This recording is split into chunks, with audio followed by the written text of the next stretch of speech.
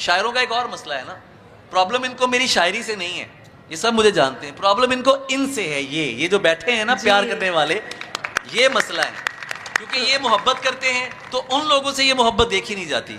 और मैं ये कहता हूं कि मोहब्बत कमाई जाती है, ये खरीदी नहीं जा सकती, इसको कमाया जाता है। आप दुख का, जो लोग दुख में हैं, जिन लोगों के मसाइल हैं, आप उनके मसाइल को डिस्कस करें।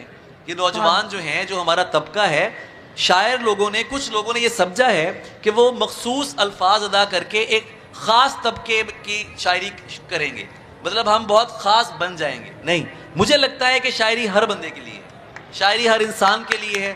शायरी किसी एक मखसूस तबके के लिए नहीं है कि जो सिर्फ अपनी बुक शेल्फ में किताबें फैशन के तौर पे रखते हैं और अदीबों के नाम रट लेते हैं। तो मेरे नज़दीक शायरी वो है जो आवाम को जोड़े और आवाम के मसाइल का अहाता करे। अब वो मसला गली में गाड़ी खड़ी करने का हो या रोज़गार का हो, वो शायरी